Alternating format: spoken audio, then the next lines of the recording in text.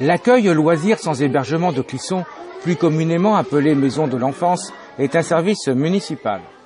La structure, aidée de 10 animateurs sur le site de Gorges et 15 à Clisson, accueille des enfants de 3 à 12 ans et leur propose des activités très diversifiées comme les jeux, sorties, spectacles qui sont l'occasion de renforcer les liens sociaux et de développer leur esprit d'équipe.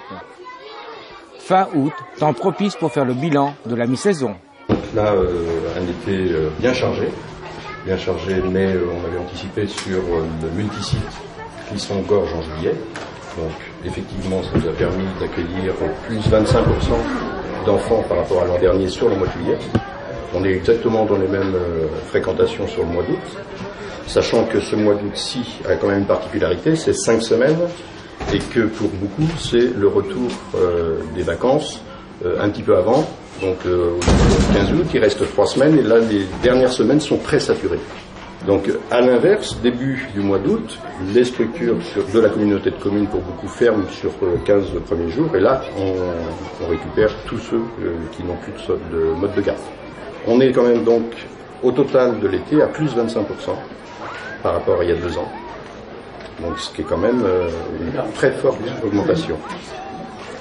Les Gorgeois, notamment, représentent 23% de public supplémentaire.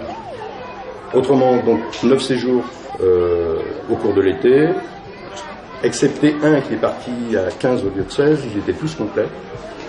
Il y en a encore 2 là qui sont en route sur Plessé, donc équitation. Et autrement, donc une structure qui marche très bien, y compris en août, là, avec on est avec une dizaine de saisonniers supplémentaires et ça fonctionne. Ils ont été, cette semaine c'est le thème de la préhistoire.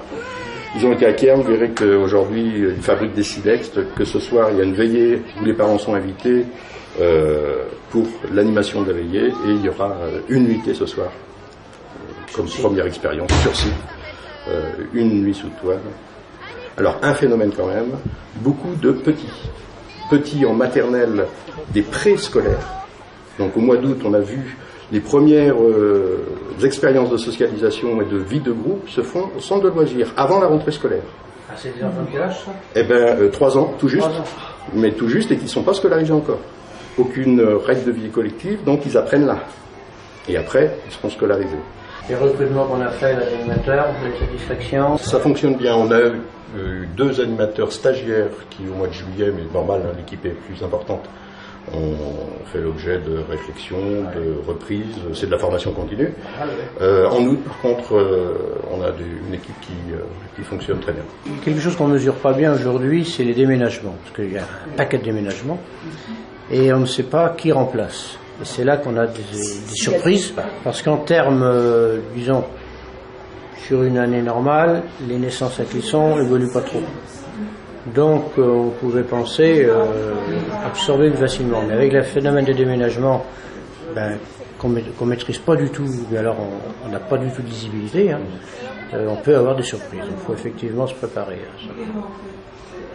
Bon, c'est bien, une structure qui marche bien, des personnels qui viennent, puis quand même, moi je suis content d'entendre dire que les jeunes embauchés ont donné satisfaction et ont pris leur rôle d'adultes, repères, références, important. À retenir donc la saturation de la structure déjà présente, avec une moyenne de 180 enfants accueillis par jour en juillet sur les 2 sites et 79 accueillis en août uniquement à Clisson.